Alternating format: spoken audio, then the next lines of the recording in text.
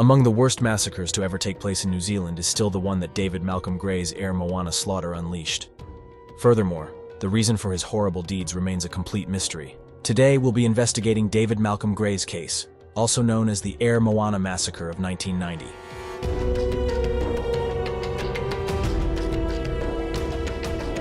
Born in Dunedin, New Zealand, on November 20th, 1956, David Malcolm Gray grew up in Port Chalmers. He shared a home with his siblings, Joan and Barry Gray, and their parents, David Francis Gray and Mary Elizabeth Gray. David was born and raised in Port Chalmers, where he completed his elementary education.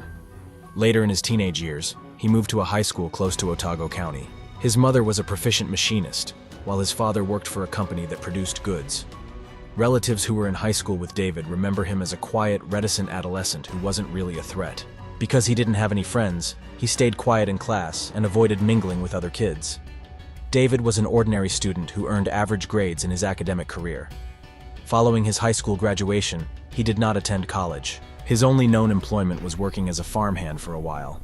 Everything in David's life was going well until he lost both of his parents in his early to late 20s. His mother died in 1985, less than 7 years after her father's 1978 death.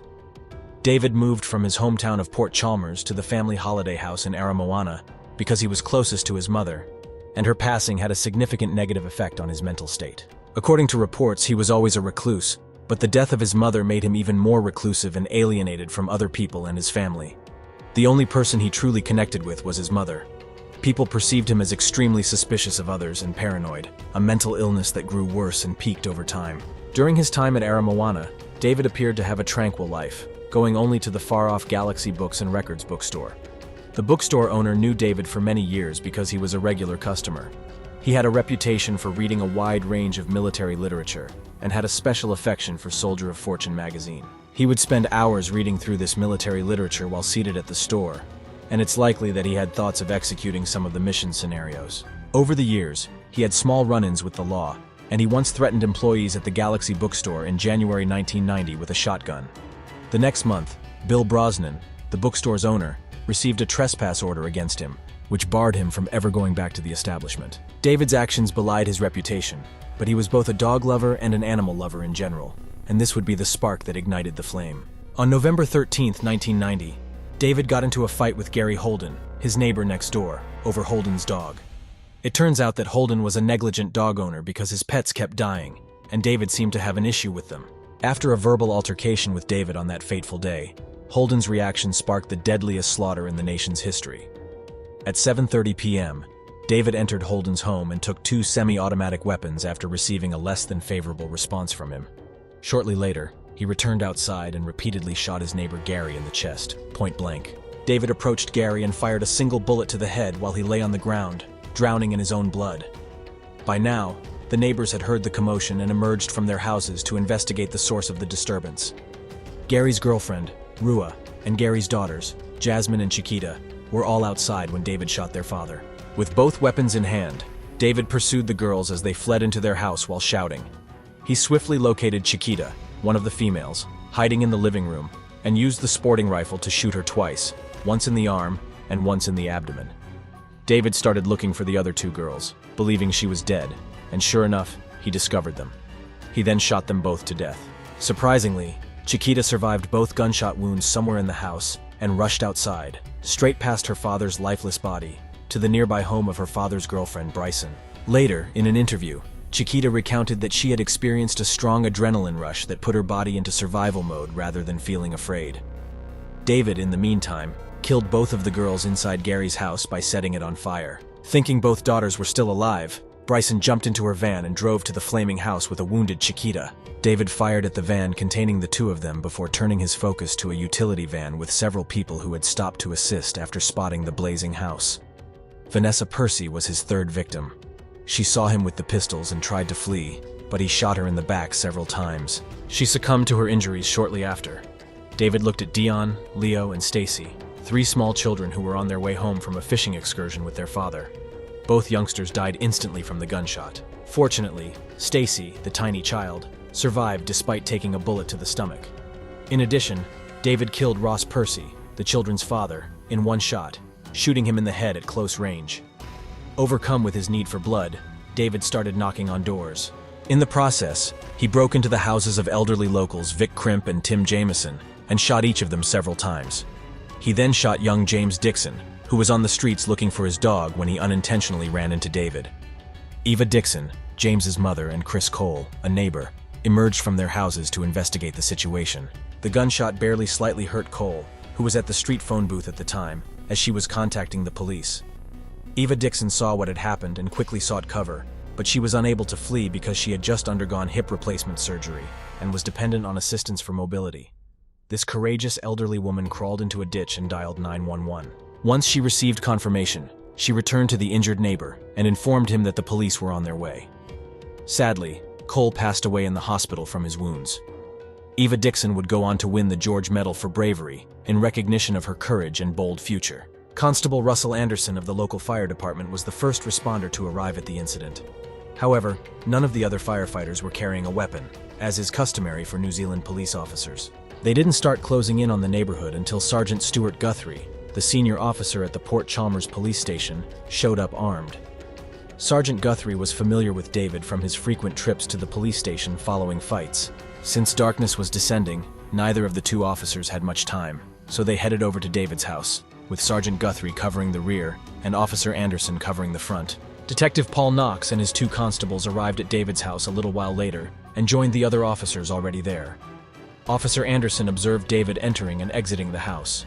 When the constable ordered David to freeze, the gunman withdrew behind the house, appearing to be trying to make a getaway. Sergeant Guthrie saw him approaching and stopped him in accordance with protocol. He then fired a warning shot into the air, to which David responded, "Don't shoot." Despite Sergeant Guthrie's apparent belief that the gunman was about to surrender and let down his guard, David unexpectedly shot several times, hitting the sergeant in the head and instantly killing him. Soon after, officers from the Dundon Police Department arrived on the site and blocked the sole route into and out of Aramoana with police cruisers and armored cars. The town where the tragedy occurred also received police reinforcements from nearby cities. When the police discovered the dead sergeant's body, they received orders to shoot David immediately. Within a few hours of the massacre, it had spread to a national scale. John Jameson, the then Commissioner of Police for New Zealand, ordered the Anti-Terrorist Squad, now called the Special Tactics Squad, to be flown down from Wellington and Auckland to help with the manhunt, which had now turned into a full-fledged operation. The squad carried various assault rifles to equip local law enforcement officials with a variety of ballistic weaponry, including automatic rifles and military-grade machine guns. The squad had to go on a commercial aircraft due to the urgency of the operation, which presented challenges because most commercial airlines forbid the carrying of weapons on board. It was necessary to summon the police commissioner, who decided to accompany the squad to Aramoana in order to directly evaluate the situation. A throng of reporters and media awaited the team at the Dundon airport, eager to gain exclusive access to the Aramoana, which was now a national attraction. Once the group maneuvered through a mass of media, they boarded a bus and headed into Aramoana to coordinate with local police. When the squad arrived in Aramoana, the people living in the small town were available to give them an overview of the general layout. This was crucial because it would enable them to create a plan of action for searching for and removing David without escalating into a full-scale gunfight. Local law officers started looking for David early on the 14th, before the anti-terrorist squad arrived in the little town. Since police cars had blocked and encircled the sole route out of the area, they knew David was still close to the crime scene. They broke into his residence, setting off a stun grenade first, then unleashing tear gas. But it was all in vain because it was immediately apparent that David had left. They went from house to house, breaking in through doors and searching every home on the block. They discovered Sergeant Guthrie's gun in a garden not too far from the crime scene, indicating that David had to have taken it and gone through that area as well. In addition, they discovered a wounded lady who had been hiding under the table for about 20 hours. The anti-terrorist squad flew helicopters over the crime scene and the surrounding environs as soon as they arrived at Aramoana. It was a preventive measure to survey the area and monitor movements from the air, as David might have escaped through the nearby shrubs. Additionally, there had been rumors that David had fired shots at news helicopters that very morning, suggesting he was still in the area and probably had plenty of ammunition remaining. The commissioner gave the order for news helicopters to leave the area, permitting only military helicopters to enter. In an attempt to drive them away, the squad dropped tear gas, stun, and flak bombs while flying over the area for more than 8 hours. The team made another excellent move by stationing snipers at sand dunes and slopes, enabling them to shoot David on sight whenever he appeared. They issued a second directive, instructing all current cops to fire immediately should David emerge brandishing a gun. Unbeknownst to them, David had discovered a tiny crib or cottage house, eaten a light lunch, and fallen asleep while the rest of the world was searching for him throughout the long hours the helicopters had been searching for him. Officers had checked through most of the area's residences, but they had come up empty, so the land search for David was not looking good. Officers didn't have a break in the case until years later, when they noticed a shattered window next to a crib, with hedges acting as a natural barrier to the window. Sure enough, as they peered inside, they observed the gunman pacing the room. After coordinating an attack on the residence, the anti-terrorist team and local police threw in a shock grenade through the damaged window. However, the grenade bounced off a bed David used as a barricade and landed near the policeman, detonating seconds later. After that, they started using tear gas, which appeared to be successful in confusing David. That is, until he started shooting at the police. They returned fire, and the gunfight was over in a matter of minutes, when one of David's bullets found its way into the leg of a policeman. By now, the Air Force had positioned itself over the home to make sure David didn't make his way into the nearby bushes. Fortunately, it never came to that, although they were prepared to throw explosives from the sky if necessary. The firefight continued for some time until David fled out of the house at approximately 5:50 p.m., screaming, "Kill me! Kill me, you bastards!" Before he could get any closer, the police opened fire on him many times. Despite suffering gunshot wounds to his neck, eye, chest, and even crotch, David fought for his gun while in handcuffs, angrily criticizing the police for not killing him. Paramedics, despite their best efforts, treated David immediately, loaded him into an ambulance, and drove him to the hospital. Unfortunately, David Malcolm Gary succumbed to his injuries 20 minutes later, and the hospital declared him dead during his transport. David Malcolm Gary killed 13 people in cold blood at the end of November 14, 1991, 4 of whom were small children. A week after the tragedy, David's house unexpectedly caught fire, and all of his neighbors were standing right outside watching the house catch fire.